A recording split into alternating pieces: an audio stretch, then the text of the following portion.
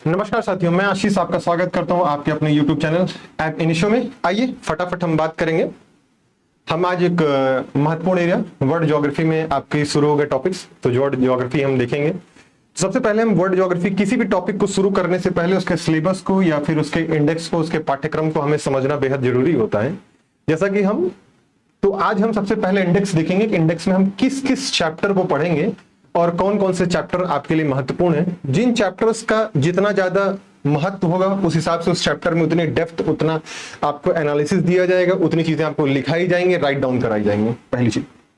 दूसरा, आपको बहुत विशेष किसी सोर्स की तरफ भागना नहीं है। जो आपको लिखवाया जाएगा सिर्फ आपको उसी सोर्स पर, या जो आपको पीडीएफ दिया जाएगा सिर्फ आपको उसी सोर्स पर रिलाई करना है और उसे मल्टीपल टाइम रिवीजन करना है। तो आप देखेंगे ज्योग्राफी में आपके एक भी क्वेश्चन आपके गलत नहीं होंगे आपके एग्जाम्स में। ठीक है, तो उम्मीद करता हूं सब फटाफट एक बार आ जाए, सभी एक बार जुड़ जाए तेजी से। तो आज हम वर्ल्ड ज्योग्राफी टॉपिक को देखेंगे। फटाफट सभी आ जाए। गुड इवनिंग सभी को। और एक बार बताएं कि क्या मेरी वॉइस क्लियर है कि नहीं, सब कुछ। क्या आप मुझे सुन पा रहे हैं कि नहीं? चलिए एक बार मैसेज करके बता दीजिए कि आप मुझे सुन पा रहे हैं कि नहीं। तो फिर हम स्टार्ट करते हैं। आज हम पढ़ेंगे वर्ल्ड ज्योग्राफी, हमारा टॉपिक होगा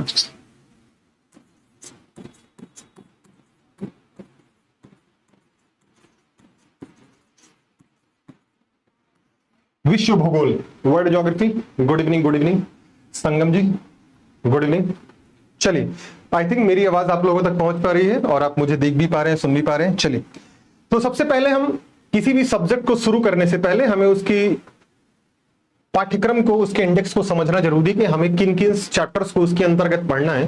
क्योंकि अगर आप उस चैप्टर्स को नहीं पता होगा आपको कौन कौन से चैप्टर है या क्या सिलेबस है आपका, तब तक आप अच्छे से तैयारी नहीं कर पाएंगे, सही धार नहीं दे पाएंगे। लेकिन आप जब मेरे से क्लास कर लेंगे तो आपको ज्योग्राफी में जितनी भी समस्याएं होती हैं वो सारी समस्याएं की वर्ल्ड ज्योग्राफी या फिर जो भी आपकी ज्योग्राफी से रिलेटेड जो भी एरियाज होंगे, आपके एग्जाम में सिर्फ वर्ल्ड ज्योग्राफी आता है तो हम वर्ल्ड ज्योग्राफी की यहाँ बात करेंगे।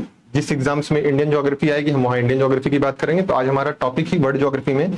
तो वर्ल्ड ज्योग्राफी में सबसे पहले हम इंडेक्स की बात करेंगे। बहुत बहुत धन्यवाद सोनिया जी, आपने बताया कि मेरी वॉइस क्लियर है।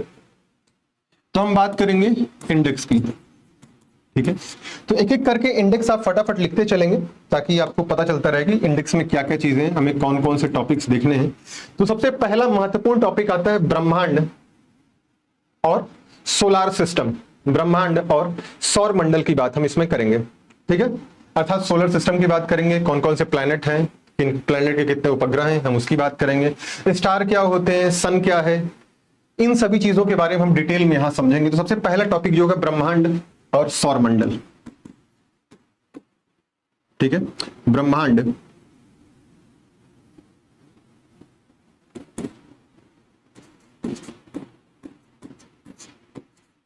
ब्रह्मांड और सौर मंडल पहला टॉपिक होगा आपका। सेकंड टॉपिक जो हम बात करेंगे इसमें पृथ्वी की उत्पत्ति कैसे हुई, पृथ्वी के ओरिजिनेशन के पीछे की क्या थ्योरी है, क्या कहानी है, हम उसके बारे में समझेंगे। और साथ ही साथ हम पृथ्वी की गतियां समझेंगे, घूर्णन गति क्या होती है, परिक्रमण गति क्या होती है, अर्थात रेवोल्यूशन और रोटेशन क्या होता है और उनमें क्या विशेष अंतर है, हम इनके बारे में समझेंगे पृथ्वी की उत्पत्ति एवं गतियों में। ठीक है, पृथ्वी की उत्पत्ति एवं गतियां। जैसा कि उम्मीद करता हूं बहुत सारे ऐसे बच्चे हैं जिन्होंने मुझसे इंडियन ज्योग्राफी पढ़ रहे थे, जैसे उन्हें इंडियन ज्योग्राफी में मजा आ रहा था पढ़ते वक्त, एक चीजें मैप में सारी चीजें लोकेट की जा रही थी, वैसे ही आपको वर्ल्ड ज्योग्राफी में भी सारी चीजें आपको एज इट इज वैसी ही देखने को मिलेंगी और एक एक कॉन्सेप्ट, चीजें, फैक्ट सब कुछ आपके क्लियर हो जाएंगे इंडियन ज्योग्राफी में। ठीक है, सिर्फ आप एपीओ ही नहीं, आप कोई भी स्टेट पीसीएस देंगे तो वहां पे भी आप देखेंगे वर्ल्ड ज्योग्राफी से एक भी क्वेश्चन आपके बाहर नहीं जाएंगे, अगर आपने अप्लाइड एस्पेक्ट वाले क्वेश्चंस, अगर अप्लाइड वाले क्वेश्चंस आपने गलत नहीं किया तो। आइए फिर हम बात करेंगे अक्षांश और देशांतर का। आपको पता है कि अक्षांश देशांतर वर्ल्ड ज्योग्राफी की जान है, सिर्फ वर्ल्ड ज्योग्राफी की ही नहीं पूरी ज्योग्राफी की जान है। अगर आपको अक्षांश देशांतर सही से नहीं समझ में आया तो फिर आप ज्योग्राफी को नहीं समझ पाएंगे। तो हम तीसरे नंबर किस टॉपिक की बात करेंगे, अक्षांश और देशांतर की बात करेंगे। अक्षांश व देशांतर की बात करेंगे, इनकी विशेषता की बात करेंगे और क्या जरूरत है अक्षांश और देशांतर, इनके महत्व के बारे में समझेंगे और अक्षांश देशांतर के जो भी महत्वपूर्ण फैक्ट्स हैं हम उनके बारे में भी बात करेंगे, अर्थात लैटिट्यूड और लॉन्गिट्यूड की बात हम करेंगे इसमें।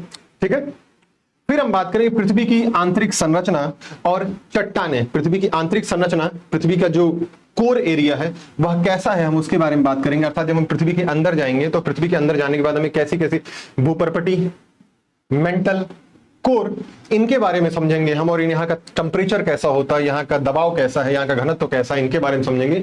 और जो महत्वपूर्ण फैक्ट हैं हम उन्हें समझने की कोशिश करेंगे क्या है। तो पृथ्वी की आंतरिक संरचना व चट्टानें, पृथ्वी की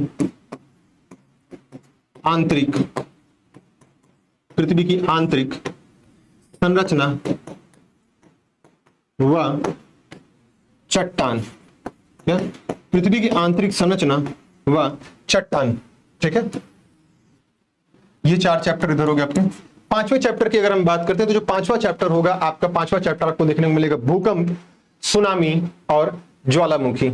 अब अर्थक्वेक क्या होता है हम उसके बारे में बात करेंगे, सुनामी क्या है हम उसके बारे में बात करेंगे, और ज्वालामुखी वोल्केनो क्या है हम उसके बारे में बात करेंगे, और किस वोल्केनो की कहां पर अवस्थिति है उनके बारे में बात करेंगे, कौन सा सक्रिय है, कौन सा सुसुप्त है और कौन सा मृत ज्वालामुखी है। इनकी विशेषताओं के साथ हम उनके बारे में भी जानेंगे, कौन कौन सी ऐसी ज्वालामुखियां हैं जो मृत हैं, जो सुसुप्त हैं, और जो सक्रिय अर्थात जागृत ज्वालामुखी, हम उनके बारे में भी बात करेंगे।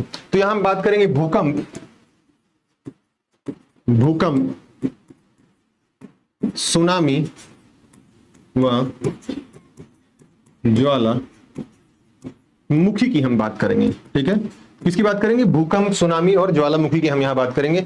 फिर नेक्स्ट टॉपिक आपका होगा जो प्योरली फैक्चुअल होगा, पर उसमें भी हम उनके आधार को, उनके बेस को हम समझेंगे। जैसे हम पर्वत को समझेंगे कि पर्वत क्या होता है, पर्वत और पठार में क्या अंतर है, हम इनके बारे में समझेंगे, और किस पर्वत का किस देश में लोकेशन है हम उनके बारे में समझेंगे। साथ ही हम समझेंगे उनका विस्तार किन किन देशों में है, और हम यह भी समझेंगे कि उनकी पीक्स, जो उनकी चोटियां हैं, हम उनके बारे में देखेंगे किस देश में या किस माउंटेन की पीक्स क्या है और उसकी ऊंचाई जो है वह क्या है। तो मतलब पर्वत, और फिर हम पठार में इसी तरीके से देखेंगे पठार का विस्तार कहां पर है, पठार की विशेषता क्या है, क्या कारण है कि पठार और पर्वत में क्या अंतर है, हम उनके बारे में समझेंगे। फिर नेक्स्ट टॉपिक पे हम आएंगे, इसी में घाटी के बारे में समझेंगे, घाटी क्या है, ठीक है। तो पर्वत,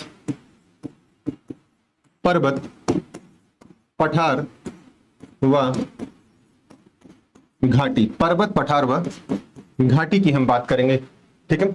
नेक्स्ट चैप्टर जो होगा, नेक्स्ट टॉपिक आपको जो देखना होगा वो देखने आपको मिलेगा मरुस्थल, शुष्क मरुस्थल और शीत मरुस्थल। वैसे तो आपने सिर्फ और सिर्फ शुष्क मरुस्थल के बारे में आपने सुना होगा, पर हम आपको शीत मरुस्थल के बारे में बताएंगे कि शीत मरुस्थल क्या है और उनकी क्या विशेषताएं हैं, वो किस प्रकार से शुष्क मरुस्थल से डिफरेंट हैं, और इनके कौन कौन से मरुस्थल किस किस देश में स्थित हैं, उनका क्या विस्तार है, उनके बारे में हम बात करेंगे। और साथ ही साथ जो भी आप ग्रासलैंड देखते हैं, जो भी घास के मैदान देखते हैं, हम उनके बारे में बात करेंगे।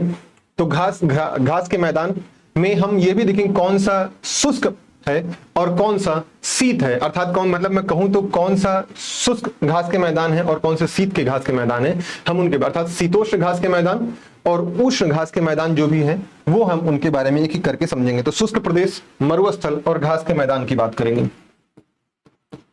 शुष्क, मरुस्थल और घास के मैदान की बात हम करेंगे इसमें, ठीक है। एक एक चीजें हम समझेंगे, घास के मैदान की विशेषता समझेंगे और इनके लोकेशंस के बारे में भी समझेंगे, क्योंकि आपके एग्जाम्स में ज्यादातर क्वेश्चंस जो हैं वो लोकेशन बेस्ड आपको देखने को मिलेंगे। अगर आपने यूपी एपीओ का पेपर देखा होगा, एनालाइज किया होगा, तो ये चीजें आपको समझ में आएंगी। मेरी आपसे एक रिक्वेस्ट होगी कि जब भी आप पढ़ने बैठो तो आपके पास 2 महत्वपूर्ण सोर्स जरूर होने चाहिए। वो यूपी एपीओ का पेपर, जो भी प्रीवियस ईयर में आए हुए क्वेश्चंस वो आपके हाथ में होने चाहिए, पहला। सेकंड नंबर पे आपके पास होना चाहिए एटलस, कोई भी एटलस हो वो आपके पास होना चाहिए। इन 2 सोर्स के अलावा आपको कोई तीसरे सोर्स की जरूरत नहीं होगी, बाकी सिर्फ एक सोर्स जो मैं आपको प्रोवाइड करूंगा वो आपके लिए सफिशिएंट होगा, ठीक है। फिर हम बात करेंगे विश्व के प्रमुख देश, कौन कौन से देश हैं, उन देशों की क्या राजधानियां हैं, हम इनके बारे में बात करेंगे, ठीक है। साथ ही साथ वो देश, कौन सा देश किस देश के साथ सीमाएं बनाता है, कितनी लंबी सीमाएं बनाता है, हम इनके बारे में बात करेंगे, ठीक है। जैसे आप देखिए अफगानिस्तान किसके साथ सीमा बना रहा है, पाकिस्तान किसके साथ सीमा बना रहा है, चीन किसके साथ, वही आप देखिए कनाडा किसके साथ सीमा बना रहा है, अलास्का किसके साथ सीमा बना रहा है, रसिया किसके साथ सीमा बना रहा है, जर्मनी, फ्रांस, इटली किसके साथ सीमाएं बना रहे हैं। अफ्रीका में देखिए ऐसे बहुत सारे देश आपको देखने को मिलेंगे, मर्तिनिया, अल्जीरिया, और फिर आपको देखने को मिले सोमालिया, जिबूती। तो ये सब जो देश आपको देखने को मिल रहे हैं, ये देश कौन से देश किस देश के साथ सीमाएं बना रहे हैं, हम इनके बारे में समझेंगे। साथ ही साथ बहुत सारे छोटे छोटे द्वीप होते हैं, हम उनके बारे में बात करेंगे। जो भी द्वीप जो सागर में चारों तरफ से सागर से घिरे होते हैं, अर्थात जो जली ऐसा स्थल बॉडी, ऐसी लैंड बॉडी जो पूरी तरीके से वाटर से घिरी हो, सागरी जल से घिरी हो, उसे हम द्वीप बोलते हैं। ठीक है, तो जो द्वीप होते हैं हम द्वीप के बारे में समझेंगे, और साथ ही साथ समझेंगे कि कोई द्वीप पर किस देश का शासन है, प्रशासनिक रूप पर उसका शासन किसका है, राजनीतिक रूप से किसका शासन है, हम इनके बारे में वहां समझने की कोशिश करेंगे। फिर हम बात करेंगे इसी में स्थलरुद्ध देश, कौन कौन से ऐसे देश हैं जो लैंड लॉक्ड हैं। जैसे कि ऐसे देश जो चारों तरफ से स्थल से घिरे हों, उन्हें हम लैंड लॉक्ड देश बोलते हैं। तो हम समझने की कोशिश करेंगे लैंड लॉक्ड देश कौन से हैं, स्थलरुद्ध देश कौन कौन से। जैसे आप देखिए दक्षिण अमेरिका में आपको पेरू और बोलीविया, दो देश ऐसे देखने को मिलेंगे जो लैंड लॉक्ड देखने को मिलेंगे। तो इस तरह बहुत सारे देश आपको देखने को मिलेंगे कि कौन कौन से लैंड, जैसे कि आप उत्तरी अमेरिका में देखें तो आपको एक भी लैंड लॉक्ड देश आपको उत्तरी अमेरिका में देखने को नहीं मिलेगा डायरेक्ट तरीके से। फिर आप आते हैं ऑस्ट्रेलिया, तो एक सिंगल है, उसमें कोई लैंडलॉक नहीं है। फिर जब आप एशिया महाद्वीप में आएंगे तो एशिया महाद्वीप में आपको बहुत सारे लैंडलॉक देश देखने को मिलेंगे। इसमें अफगानिस्तान देखने को मिलेगा आपको, उसका कजाकिस्तान देखने को मिलेगा, किर्गिस्तान देखने, उज्बेकिस्तान, ताजिकिस्तान देखने को मिलेगा, साथ ही साथ मंगोलिया क्षेत्र आपको देखने को मिलेगा।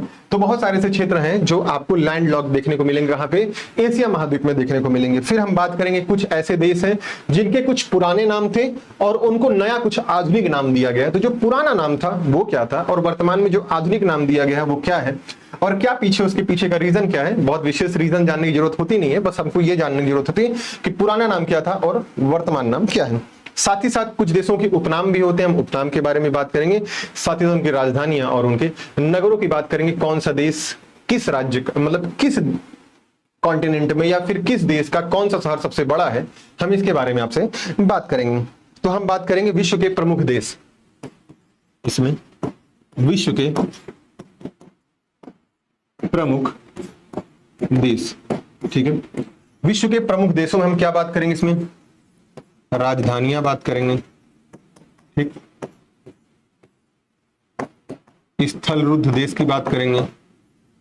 ठीक है, स्थलरुद्ध देश के बाद हम बात करेंगे, इसमें आप देखेंगे सीधे सीधे आपको द्वीप देखने को मिलेंगे, हम द्वीप की बात करेंगे।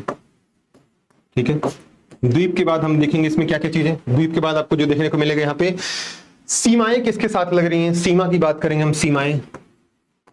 ठीक है, सीमाएं की बात करेंगे। सीमा के साथ हम बात करेंगे कि किस देश का कौन कौन से देश, पुराने नाम क्या है, वर्तमान नाम और पुराने नाम, वर्तमान नाम और पुराने नाम। तो उम्मीद करता हूं यहां तक चीजें आप लिख लीजिए, राइट डाउन कर लीजिए। देन हम नेक्स्ट पेज पे स्किप करते हैं, हम नेक्स्ट पेज देखते हैं इसके बाद कि हम नेक्स्ट क्या क्या टॉपिक देखेंगे। ठीक है, जैसे राइट डाउन कर लीजिए एक बार। हमने अभी तक सिर्फ 8 टॉपिक देखा है, 8 चैप्टर्स। टोटल 14 टॉपिक होंगे। 14 टॉपिक में आपकी पूरी वर्ल्ड ज्योग्राफी खत्म हो जाएगी, आपका कोई भी एरिया नहीं बचेगा। और बहुत अच्छे से प्रिपेयर करना चाहते हैं तो आप आउटलाइन मैप ले लीजिएगा ज्योग्राफी का। वहां पे जब भी मैं बताऊंगी कोई माउंटेन किस कॉन्टिनेंट में है और किस कॉन्टिनेंट के किस देश में स्थित है, तो आप वहां पे उसको लोकेट कर लीजिएगा। ठीक है, साथ ही साथ कोई नदियां निकल रही तो कहां से निकल रही, उनका मुहाना कहां बन रहा है, तो आपका विजुलाइजेशन जो ज्यादा शार्प हो जाएगा उसमें। बाकी तो मैं आपको यहां बताऊंगा ही कौन सी नदी कहां पर है, कौन सी झील कहां पर है, किस देश में है, लेकिन अगर आप उसको आउटलाइन मैप पे फिल कर लेंगे तो वो परमानेंट आपके दिमाग में छप जाएगा पूरी तरीके से। ठीक है, ये चीजें लिख के आप एक बार बता दीजिए कि आपने लिख लिया कि नहीं।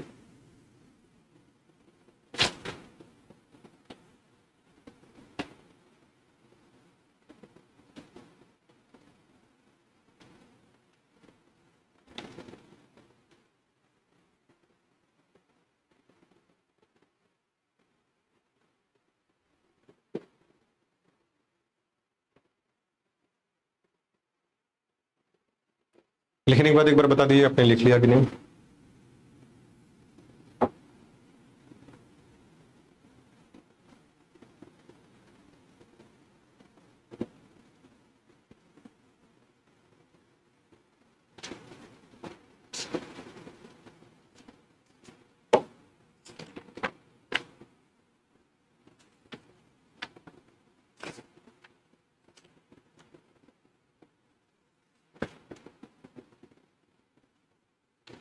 चलिए प्रियंका राघव जी बहुत बहुत धन्यवाद बताने के लिए। आइए अब इसके बाद हम बात करेंगे नेक्स्ट। आइए हम देखते हैं नेक्स्ट टॉपिक हमारा क्या होगा, इसमें बात करेंगे किस नेक्स्ट टॉपिक की हो। तो नेक्स्ट टॉपिक जो हमें देखने को मिलेगा वो बात करेंगे हम जलमंडल की। बहुत बहुत धन्यवाद देश दीपक मिश्रा जी। तो फिर हम बात करेंगे जलमंडल की, ठीक है। अब आप बात करेंगे ओशनिक एरिया की, जो ओशन है महासागर है हम उनकी बात करेंगे। तो जलमंडल में हम देखेंगे महासागरीय धाराएं देखेंगे, कौन सी गर्म जल धाराएं कौन सी ठंडी जल धाराएं, और गर्म जल धाराएं हैं तो उनके क्या फायदे हैं क्या नुकसान है, और ठंडी जल धाराएं तो उनके क्या फायदे क्या नुकसान है। और साथ ही साथ हम मैपिंग में उनके लोकेशंस को भी समझने की कोशिश करेंगे कि लैब्राडोर की जलधारा कहां से निकल रही है, अग्लुहास की जलधारा कहां है, क्यूरोसियो जलधारा कहां है, ठीक है, ओयोसीय जलधारा कहां पर है, विश्वतीय जलधारा कहां पर है। तो कौन कौन सी जलधारा कहां पर है हम इनके बारे में देखेंगे। साथ ही साथ कौन से एरिया में कौन सा सागर स्थित है, भूमध्य सागर कहां पर है, ब्लैक सागर कहां पर है, कैस्पियन सागर कहां पर है, इनके बारे में बात करेंगे। और साथ ही साथ इनसे लगे हुए देशों की बात करेंगे, साथ ही हम लाल सागर की बात करेंगे, फिर इसी तरीके से हम फारस की खाड़ी की बात करेंगे। तो इस तरह की फिर हम समझने की कोशिश करेंगे गल्फ क्या है, खाड़ी क्या है, बे क्या है, हम इनके बारे में समझने की कोशिश करेंगे। गल्फ, बे, खाड़ी, आप तीन शब्द सुनते हैं तो तीनों शब्द के अलग अलग मायने होंगे, हम उनके बारे में भी बात करेंगे। साथ ही साथ इनमें और भी क्या डिफरेंस हमें देखने को मिलता है और कौन कौन से टर्म्स यूज होते हैं हम उनके बारे में बात करेंगे। फिर हम बात करेंगे जल डमरू मध्य की बात करेंगे, और साथ ही साथ जल संधियों की बात करेंगे। जल संधियां और जल डमरू मध्य हैं क्या क्या, दोनों एक ही हैं या दोनों अलग अलग हैं, अगर दोनों एक हैं तो अलग अलग नाम क्यों है, और दोनों अलग अलग हैं तो दो अलग अलग नाम होने ही चाहिए। इसके पीछे की जो भी कहानियां वो समझेंगे हम। साथ ही साथ हम यह भी समझने की कोशिश करेंगे कि जो भी जल डमरू मध्य है वह किस देश को, मतलब किस वाटर बॉडी को अलग करता है और किन दो लैंड बॉडी को जोड़ता है। जब भी जल डमरू मध्य आप देखेंगे तो दो लैंड बॉडी को जोड़ेगा और दो वाटर बॉडी को अलग करेगा। जल संधियों को देखेंगे तो दो वाटर बॉडी को जोड़ेगा और दो लैंड बॉडी को अलग करेगा। तो दो यही मेन रीजन होते हैं, हम इसको वहां पे देखेंगे। तो हम सबसे पहले बात करेंगे जलमंडल की। जलमंडल की बात करेंगे। जलमंडल में हम क्या बात करेंगे, सागरीय धाराएं, सागरीय धाराएं की बात करेंगे। सागरीय धाराओं के बाद हम बात करेंगे इसमें कौन कौन से सागर हैं, सागर की बात करेंगे। और सागर से लगे देश, सागर से लगे देश। उम्मीद करता हूं राइटिंग समझ में आ रही होगी, अगर नहीं समझ में आ रही होगी तो बताइएगा, मैं थोड़ा और सुंदर लिखने की कोशिश करूंगा, ठीक है। सागर, सागर से लगे देश, और साथ ही साथ जल डमरू मध्य और जल संधियों की बात हम करेंगे, अर्थात जल संधियों अर्थात स्ट्रेट की बात करेंगे, जल संधियों और जल डमरू मध्य, जल संधियां और जल डमरू मध्य की बात करेंगे, ठीक है। चलिए ये हो गया आपका सागर वाले टॉपिक में से, मतलब जलमंडल का इतना ही एरिया है। बाकी हम जलमंडल में और भी जो भी कॉन्सेप्ट होंगे हम उनके बारे में समझेंगे, ठीक है। कि जैसे कि आप देखते होंगे महाद्वीपीय मग्न तट क्या है, महाद्वीपीय ढाल क्या है, महाद्वीपीय मैदान क्या है, गुवैट क्या है, गर्द क्या है, हम इन सभी चीजों के बारे में आपसे बात करेंगे जब जलमंडल वाले एरिया में आएंगे। फिर हम बात करेंगे विश्व की नदियां, किसकी बात करेंगे, विश्व की नदियां, और साथ ही नदियों का लोकेशंस देखेंगे, नदियां कहां पर हैं, किस देश में अवस्थित है, कहां पर अवस्थित है। साथ ही साथ उनका ओरिजिनेशन कहां से उत्पत्ति हो रही है और कहां उनका मुहाना अर्थात कहां वो गिर रही हैं, उनके मुहाने की भी बात हम करेंगे, ठीक है। और नदियों द्वारा निर्मित जो भी स्थलाकृति बन रही है, जैसे नदियां गुजरती हैं कहीं से तो कटाव करती हैं, तो उनके कटाव से बहुत सारी जगहों पे बहुत सारी आकृति बनती, कभी कहीं पे यू आकार की घाटी बन जाती, कहीं वी आकार की घाटी बन जाती है। इस प्रकार की बहुत सारी स्थलाकृतियों का निर्माण होता है, तो हम उन स्थलाकृतियों को देखेंगे। साथ ही साथ हम झील को देखेंगे, जलप्रपात को देखेंगे, नहर देखेंगे एवं बांध को देखेंगे, ठीक है। आइए विश्व की नदियां, ठीक है। नदियों में अगर हम बात करते हैं, ठीक है, फिर हम बात करेंगे इनके द्वारा निर्मित स्थलाकृति, मतलब उत्पत्ति व मुहाना और अवस्थिति की बात करेंगे। अवस्थिति मतलब कहां लोकेटेड है कोई नदी। साथ ही साथ हम इसमें बात करेंगे झील की, कोई झील किस देश में स्थित है, ठीक है, उसके आसपास के देश कौन कौन से हैं। साथ ही साथ अगर हम बात करेंगे इसमें झील के बाद फिर जलप्रपात की बात करेंगे और नहरों की बात करेंगे। जलप्रपात की बात करेंगे, नहर की बात करेंगे, और हम बांध अर्थात डैम की बात करेंगे। ठीक है, इन सभी चीजों की बात हम करेंगे इसमें। ठीक, तो क्या क्या बात करेंगे? उत्पत्ति और मुहाना की बात करेंगे, अवस्थिति बात करेंगे, झील की, जलप्रपात, नहर, बांध की बात करेंगे। ठीक है, फिर हम आ जाएंगे आपके सबसे महत्वपूर्ण कोर एरिया वायुमंडल की बात करेंगे। ठीक है, वायुमंडल में हम वायुमंडल की परतें देखेंगे, वायुमंडल में कौन कौन से संगठन क्या है, वायुमंडल संगठन क्या है, वायुमंडल में कौन कौन सी गैसें मौजूद हैं, हम सभी गैसों की बात करेंगे, गैसों के परसेंटेज क्या है हम उनके बारे में बात करेंगे, और गैसों के महत्व क्या है हम उनके बारे में भी बात करेंगे, कि अगर आपके जो कॉन्सेप्चुअल क्वेश्चन आ रहे हैं वो भी आपके टैकल हो जाए। ठीक है, तो वायुमंडल की बात करेंगे। वायुमंडल में हम जितनी परतें हैं, जैसे स्थल मंडल है, क्षोभ मंडल है, समताप मंडल है, ठीक है, स्ट्रेटोस्फीयर है, और आप देखेंगे कि आयन मंडल आपको देखने को मिलेगा, आयनोस्फीयर देखने को मिलेगा। तो इस तरह बहुत सारे मंडल आपको देखने को मिलेंगे। ठीक है, तो हम सारे मंडलों की बात करेंगे। तो वायुमंडल हम देखेंगे, फिर हम चक्रवात की बात करेंगे। तो शीतोष्णकटिबंधीय चक्रवात और उष्णकटिबंधीय चक्रवात, दो प्रकार के चक्रवात आते हैं। ठीक है, तो शीतोष्णकटिबंधीय चक्रवात अर्थात ठंडे क्षेत्रों में आने वाले चक्रवात के पीछे क्या क्या रीजन है, उनके महत्व क्या है, उनकी ऊर्जा क्या है, उनका प्रभाव क्या पड़ता है, उनका आकार, आकृति, विस्तार कितना है, हम इनके बारे में बात करेंगे चक्रवात में आपसे। और चक्रवात के बाद हम बात करेंगे आपकी स्थानीय पवनें। बहुत सारी स्थानीय पवनें आपको देखने को मिलेंगी, कहीं कहीं पे डॉक्टर पवन देखने को मिलेगी, कहीं गिबली पवन देखने को मिलेगी, कहीं खमसीन पवन देखने को मिलेगी। तो इस तरह बहुत सारी पवनें आपको देखने को मिलेंगी, कहीं लू देखने को मिलेगी, कहीं ब्लिजार्ड देखने को मिलेगी आपको, कहीं अपाचे देखने को मिलेगी। तो इस तरह बहुत सारी चिनूक देखने को मिलेगी। तो इस तरह बहुत सारी पवनें आपको देखने को मिलती हैं, और पवनें भी ठंडी पवन और गर्म पवन, हम इसको समझेंगे और उनके प्रभाव को समझने की कोशिश करेंगे कि डॉक्टर पवन को डॉक्टर पवन क्यों कह रहे हैं, रेन जो ब्लड रेन वाली जो पवन है उसको ब्लड रेन क्यों बोल रहे हैं, उसके पीछे का क्या रीजन है, इनके हम कॉन्सेप्ट को समझेंगे। साथ ही साथ हम स्थानीय पवनों के बाद सूर्यातप की बात करेंगे और तापमान की बात करेंगे। सूर्यातप क्या है, ठीक है, हम सूर्यातप के बारे में समझेंगे। सूर्यातप आ रहा है, सूर्य की रोशनी आ रही है, तो उसका क्या प्रभाव हो रहा है, हम इसके बारे में बात करेंगे। किस प्रकार से सूर्य की किरणें आ रही हैं, कितनी आ रही हैं, कितनी परावर्तित हो जा रही हैं, एल्बिडो क्या होता है, इन सभी चीजों की बात हम करेंगे। बादल का क्या प्रभाव पड़ता है इसमें, सूर्यातप में बादल होते हैं तो क्या स्थिति बनती, बादल नहीं होते हैं तो क्या स्थिति बनती है, इन सभी की बात हम करेंगे। ठीक है, फिर हम बात करेंगे तापमान की, अर्थात टेम्परेचर की बात करेंगे कि टेम्परेचर क्या होता है, टेम्परेचर के क्या प्रभाव होते हैं, इन सभी चीजों को हम समझने की कोशिश करेंगे। तो वायुमंडल, चक्रवात, स्थानीय पवनें,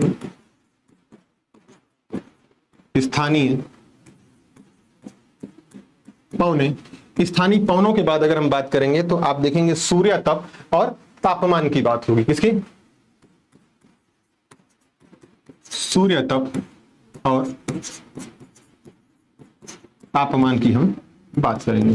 तो सूर्यातप और तापमान के बाद अगर हम बात करते हैं आपसे, तो जलवायु और जलवायु प्रदेश की बात करेंगे। कहीं आपको टुंड्रा प्रदेश देखने को मिले, कहीं टाइगा देखने को मिले, कहीं विश्वतीय वन देखने को मिलेंगे, कहीं भूमध्य सागरीय वन देखने को मिलेंगे, कहीं आपको चीन तुल्य जलवायु देखने को मिलेगी, कहीं आपको आप देखेंगे कि उष्णकटिबंधीय जलवायु देखने को मिलेगी, कहीं मानसूनी जलवायु देखने को मिलेगी। तो अर्थात कहा जाए कि जलवायु और जलवायु प्रदेश की बात हम करेंगे। साथ ही साथ किस किस क्षेत्रों में कौन कौन सी वनस्पतियां पाई जाती हैं।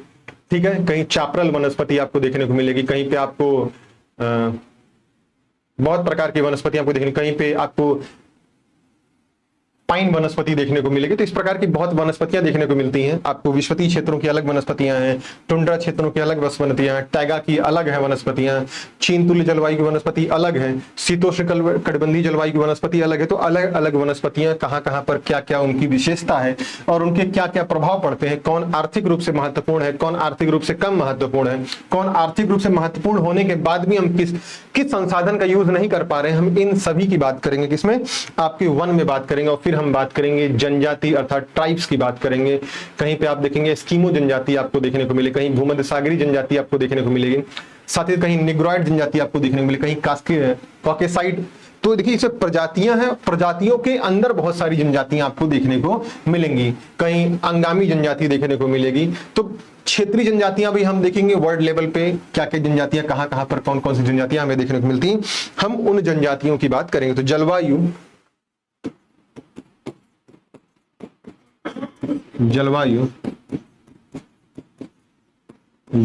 प्रदेश व वनस्पति एवं जनजातियां, जनजातियां, ठीक है। हम इनकी बात करेंगे, जनजातियों की। जनजातियों के बाद अगर हम बात करेंगे किसी की,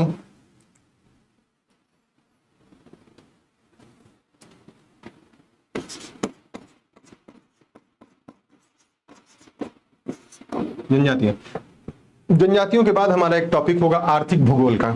आर्थिक भूगोल में हम कृषि के बारे में बात करेंगे, एग्रीकल्चर के बारे में बात करेंगे, और एग्रीकल्चर के प्रकार को हम समझेंगे कि कौन कौन से एग्रीकल्चर होते हैं, किस किस प्रकार के एग्रीकल्चर होते हैं, किस किस क्षेत्रों में किस किस प्रकार के एग्रीकल्चर को क्या क्या नाम दिया गया। जैसे कि कहीं पे आपको स्लैश और बर्न एग्रीकल्चर आपको देखने, मतलब कि कहा जाए उसको कि एग्रीकल्चर करते हैं, फिर वनों को काट देते हैं या वनों को आग लगा देते हैं, और फिर वहां पे उसके बाद कुछ दिनों बाद वहां से हट के दूसरी यहाँ चले जाते हैं। तो स्लैश एंड बर्न आपको एग्रीकल्चर देखने को मिलता है। कहीं पे झूम कृषि देखने को मिलती, कहीं मिल्पा कृषि देखने को मिलती है आपको। तो झूम कृषि जो अलग अलग जगह झूम झूम के, अर्थात कहा जाए कि अलग अलग जगह घूम घूम के जो की जाने वाली कृषि होती है उसको हम झूम कृषि बोलते हैं। कुछ कृषि होती जीवन निर्वाह पर आधारित होती है, कुछ वाणिज्य के लिए कृषि की जाती है, कुछ कृषि ऐसी होती है जो एक्सपोर्ट और इम्पोर्ट के लिए की जाती है। तो क्या क्या कृषि में क्या क्या अंतर होते हैं, और कृषि के लिए कैसे वाटर की जरूरत है, कितने वाटर की जरूरत है, कितने टेम्परेचर की जरूरत है, हम इन सभी चीजों के बारे में बात करेंगे। भूमध्य सागर क्षेत्र में होने वाली एग्रीकल्चर के बारे में बात करेंगे, भारत में होने वाले एग्रीकल्चर की बात करेंगे, यूएस में होने वाले एग्रीकल्चर की बात करेंगे, रसिया में होने वाले एग्रीकल्चर की बात करेंगे। इन सभी चीजों की हम बात करेंगे। फिर हम पशुपालन की बात करेंगे कि किसी क्षेत्र में पशुपालन के लिए जो महत्वपूर्ण आवश्यकताएं हैं, जो महत्वपूर्ण जरूरतें हैं, वो क्या क्या है, किस किस स्थानों पे किस किस प्रकार के पशु पाए जाते हैं, उनकी जो प्रजातियां हैं उनके बारे में बात करेंगे, जो रोग होते हैं हम उसके बारे में बात करेंगे, आपसे कौन कौन सा डिजीज होता है उन्हें। फिर हम बात करेंगे मिनरल्स की। मिनरल्स में आप जाएंगे तो आपको कहीं पे सोना देखने को मिलेगा, कहीं चांदी देखने को मिलेगा, कहीं कॉपर देखने को मिलेगा आपको, फिर कहीं टिन देखने को मिलेगा, फिर आपको कोयला देखने को मिलेगा, फिर आपको पेट्रोलियम, प्राकृतिक गैस है। तो जितने भी मिनरल्स आपको देखने को मिलेंगे, खनिज संसाधन देखने को मिलेंगे, हम उन सभी की बात करेंगे। फिर हम बात करेंगे इंडस्ट्री की, अर्थात उद्योग की बात करेंगे। उद्योग के बाद हम बात करेंगे परिवहन की, ठीक है। इंडस्ट्री में हम बात करेंगे इंडस्ट्री के डेवलपमेंट के पीछे का रीजन क्या है, इंडस्ट्री किस क्षेत्र में कैसी इंडस्ट्री डेवलप की जा सकती है, किसी इंडस्ट्री के लिए कैसा एटमॉस्फेयर चाहिए, वहां पे कैसी शासन प्रशासनिक व्यवस्था चाहिए, उन सभी चीजों के बारे में हम बात करेंगे। और उन्हें कोयला कहां से मिल रहा है, उन्हें वाटर कहां से मिल रहा है, उन्हें इलेक्ट्रिसिटी कहां से मिल रही है, ये सारी चीजें हम इंडस्ट्री में बात करेंगे। और फिर हम बात करेंगे परिवहन की। कौन से परिवहन, अब परिवहन में भी रेल परिवहन, एयर परिवहन की बात करेंगे, हम जो जलीय परिवहन है हम उसके बारे में बात करेंगे। तो हम एक एक करके सारे परिवहन को देखेंगे और परिवहन के विस्तार को देखेंगे और परिवहन के प्रॉफिट लॉस को हम समझने की कोशिश करेंगे कि क्या आवश्यकता हमें, कितनी जरूरतें हैं परिवहन की, हम इसके बारे में बात करेंगे। तो ये आपका सबसे अंतिम टॉपिक है आर्थिक भूगोल। क्या है?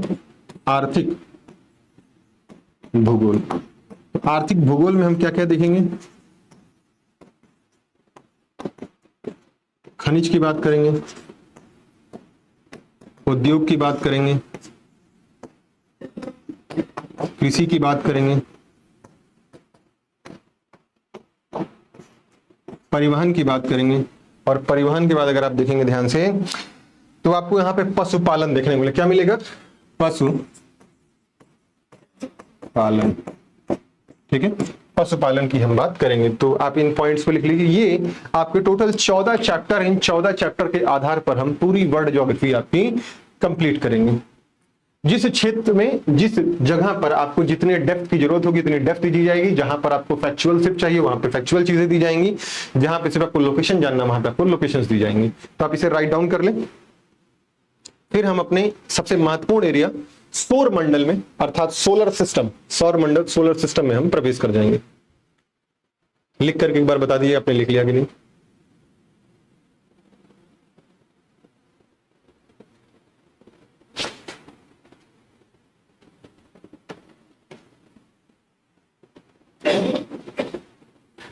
उम्मीद करता हूं राइटिंग इतनी तो साफ लिखी होगी कि शायद आपको समझ में आ जाए।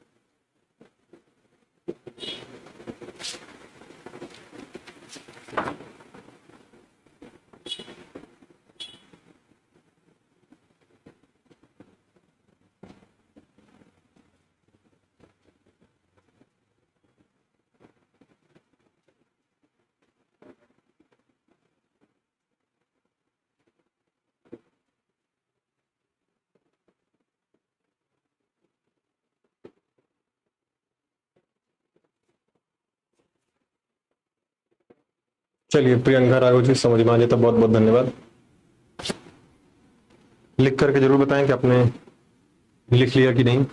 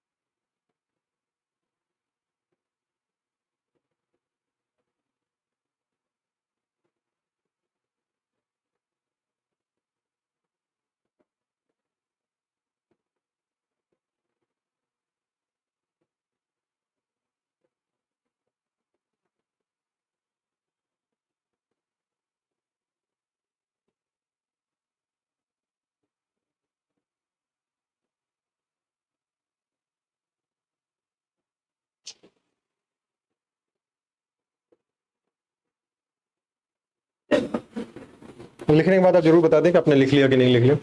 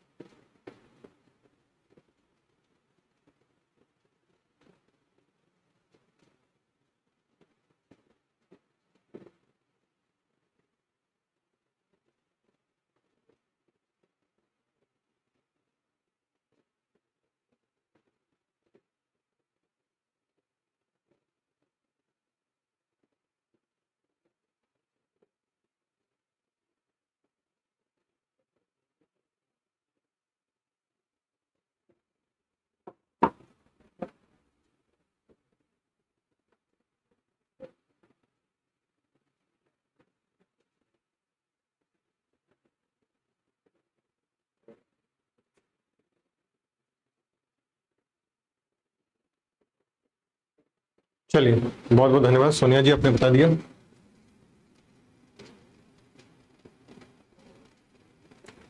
चलिए अब हम बात करेंगे, पहली हेडिंग डालिए ब्रह्मांड और सौरमंडल अर्थात यूनिवर्स एवं सोलार सिस्टम। तो सबसे पहले हम बात करेंगे ब्रह्मांड की।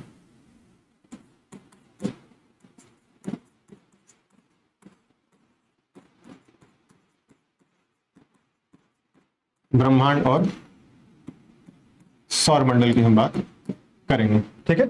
ब्रह्मांड और सौरमंडल की हम बात करेंगे। तो ब्रह्मांड समझिए क्या है।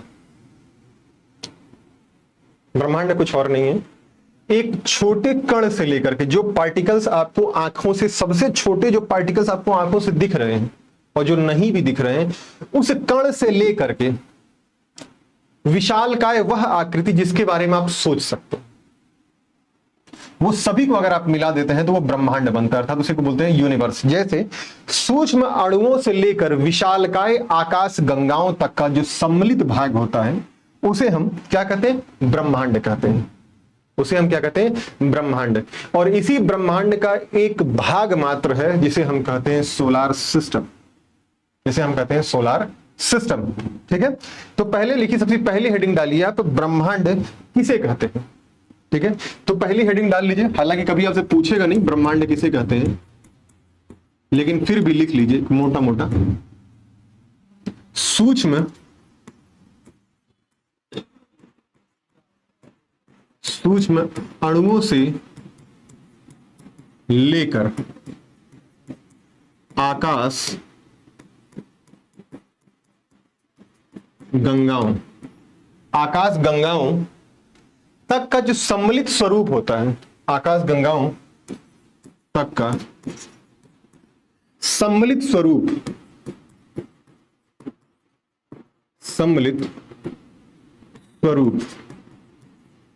जो स्वरूप होगा वो क्या कहलाएगा, सम्मिलित स्वरूप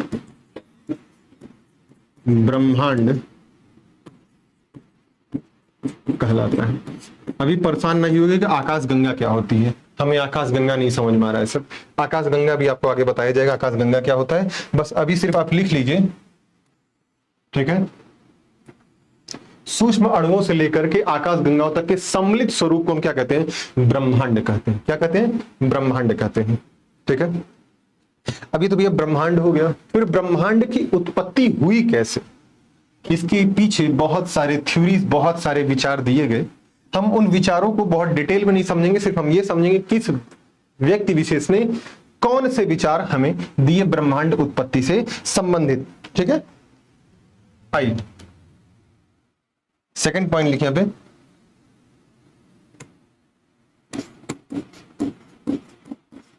ब्रह्मांड उत्पत्ति से संबंधित विचार या फिर सिद्धांत। अब देखिए जो सिद्धांत दिए गए हैं ये सिर्फ ज्योग्राफी में पढ़ने के लिए सिद्धांत दिए गए हैं। ठीक है, अभी भी कोई भी सिद्धांत पूर्णतः सत्य जैसा कोई सिद्धांत नहीं है, पर हम सिद्धांत को मान करके चलते हैं कि शायद ऐसा रहा होगा। कोई सिद्धांत अपने आप में प्रूफ नहीं है कि ऐसा रहा होगा। इन सभी सिद्धांतों को समझने के बाद जो सबसे महत्वपूर्ण सिद्धांत है हम उसके बारे में बात करेंगे, इसे बोलते हैं बिग बैंग थ्योरी। उसी बिग बैंग थ्योरी से ही पूरी सारी राम कहानी आपको समझने को मिलेगी कि ब्रह्मांड क्या है, सौरमंडल क्या है, इन सभी घटनाओं के बारे में एक एक करके हम समझने की कोशिश करेंगे। तो इसमें एक व्यक्ति थे, मिस्र अर्थात यूनान के एक व्यक्ति थे जिनका नाम था टॉलेमी। आपने नाम सुना होगा टॉलेमी। और ये टॉलेमी जो थे, टॉलेमी ने एक विचार दिया भू केंद्रित अवधारणा की। पहले सुनते रहिए भू केंद्रित अवधारणा की।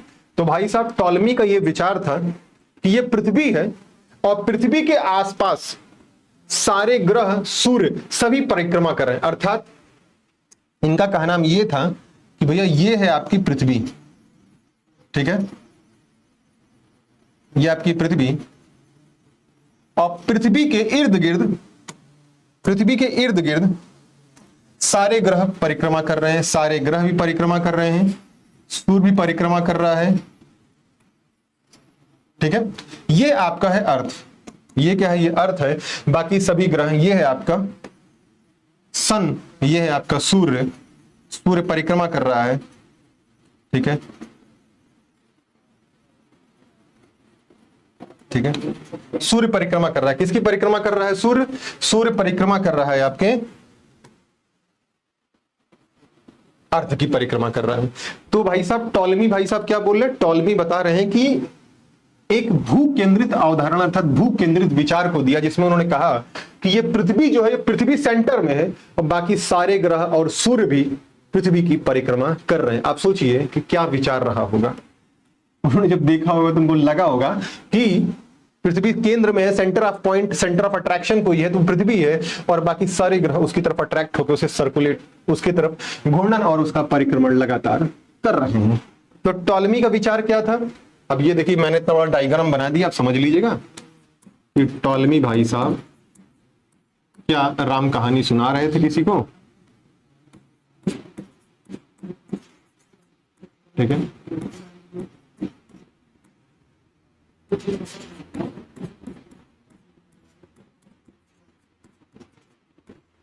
ठीक है, लिख इसलिए दिया हूं यूनान मिस्र के, कभी पूछेगा नहीं, पर ये याद रखिएगा कि यूनान या मिस्र के टॉलमी रहने वाले विचारक थे जिन्होंने ब्रह्मांड उत्पत्ति के संबंध में सिद्धांत दिया। उनका सिद्धांत क्या था?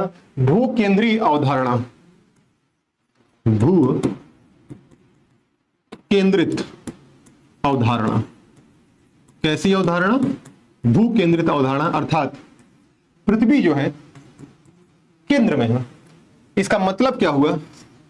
अब इसके मतलब लिख लीजिए, यहां पे करके मैं लिख दे रहा हूं। अर्थात तो टॉलमी के अनुसार पृथ्वी ब्रह्मांड के केंद्र में है।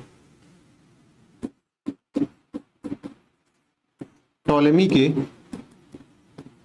अनुसार, टॉलमी के अनुसार पृथ्वी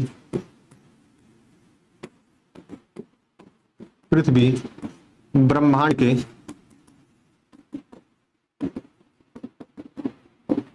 केंद्र में है, ब्रह्मांड के केंद्र में है, तथा सूर्य और अन्य ग्रह सभी इसकी परिक्रमा करते हैं। तथा सूर्य व अन्य ग्रह इसकी परिक्रमा करते हैं। सूर्य एवं अन्य ग्रह इसकी परिक्रमा करते हैं। तो टॉलमी का विचार समझ में आए? अब सोचिए, टॉलमी जैसे विचारक, जबकि टॉलमी से पहले ही भारत में इस विचार को, इस टॉलमी से पहले ही भारत में एक विचार दिया गया, क्या? सूर्य केंद्रित ब्रह्मांड की विचार दिया गया। अर्थात कहा जाए तो चाणक्य ने बहुत पहले ही इसके बारे में बता दिया था कि पृथ्वी के सेंटर ऑफ अट्रैक्शन, पृथ्वी के सेंटर में सन है और बाकी सारे ग्रह और पृथ्वी सूर्य की परिक्रमा करते हैं। सोचिए, इनसे, टॉलमी से हजारों साल पहले। पर दुर्भाग्य हमारा कि हमें आज भी ऐसे महान हस्तियों के नाम पढ़ने पड़ते हैं, पर हमें चाणक्य का नाम नहीं पढ़ाया जाता है। ठीक है, आप इस पॉइंट को लिख लीजिए।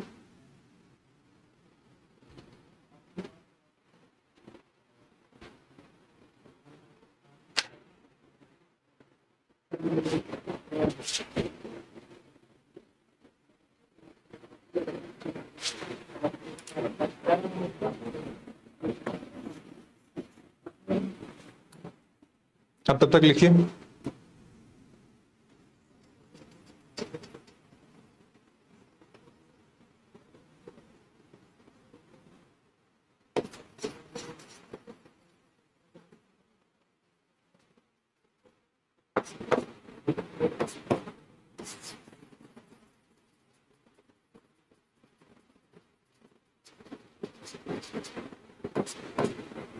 ठीक है, जब लिख लीजिएगा तो बता दीजिएगा आपने लिख लिया।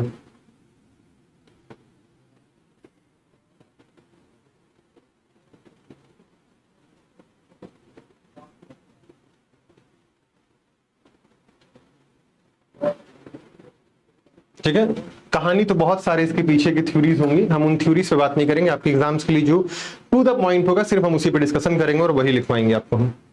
ठीक है,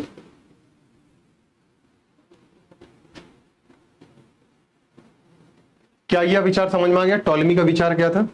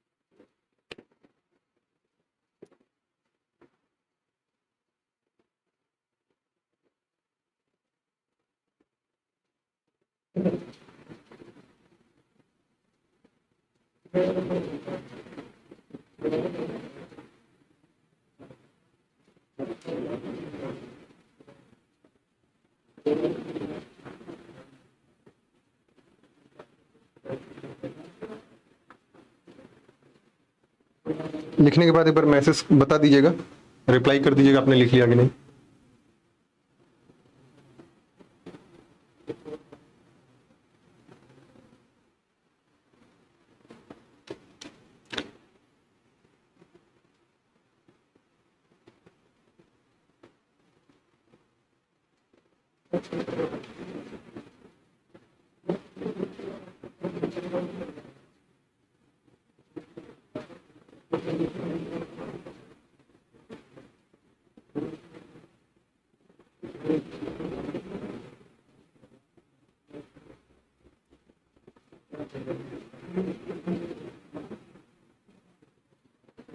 चलिए, उम्मीद करता हूं आपने लिख लिया होगा। आइए अब हम बात करेंगे एक नए विचारक की। इसमें एक नया कॉन्सेप्ट आएगा जिसको हम बोलते हैं कॉपरनिकस। एक नए व्यक्ति है, एक नए विचारक, एक नए खगोलविद है। उन्होंने एक विचार दिया, ये पोलैंड के रहने वाली। इन्होंने सबसे पहले पश्चिमी देशों के अनुसार सबसे पहले इन्होंने विचार दिया क्या, सूर्य केंद्रित अवधारणा। ये पहले एक सफल व्यक्ति थे जिन्होंने यह विचार रख पाया पश्चिमी देशों में कि सूर्य केंद्रित अवधारणा, अर्थात पृथ्वी, पूरे ब्रह्मांड के केंद्र में सूर्य है और उसके चारों तरफ सभी ग्रह चक्कर लगा रहे हैं और पृथ्वी भी स्वयं चक्कर लगा रही है। जैसे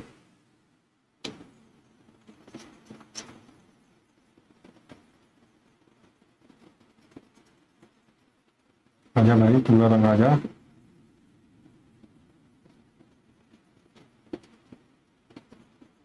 चल, ये आपका है सन,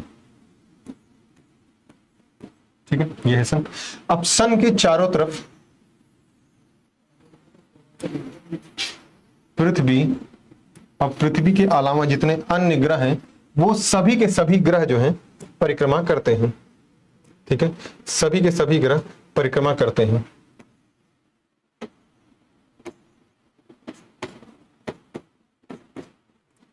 ये है सन, और सन के चारों तरफ जो परिक्रमा कर रहे हैं ग्रह हैं वो यह कॉपरनिकस यह बचाते हैं कि सेंटर ऑफ अट्रैक्शन, सेंटर के केंद्र में कौन है, सन है। और सन के चारों तरफ सर्कल वाइज इलिप्टिकल पाथ में दीर्घवृत्तीय कक्षा में सारे ग्रह सूर्य की परिक्रमा कर रहे हैं। तो कॉपरनिकस क्या देते हैं विचार,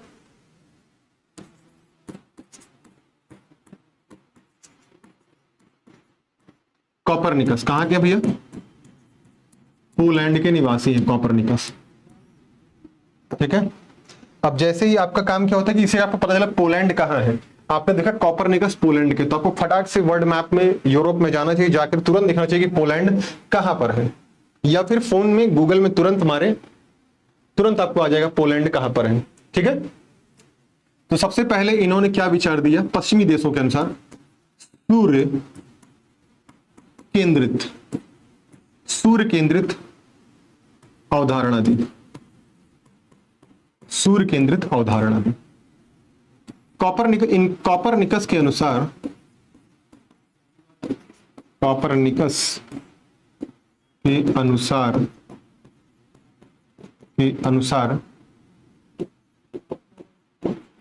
ब्रह्मांड के केंद्र में सूर्य स्थित है, ठीक है। ब्रह्मांड के केंद्र में सूर्य स्थित है और सभी ग्रह सूर्य की परिक्रमा कर रहे हैं, सूर्य की परिक्रमा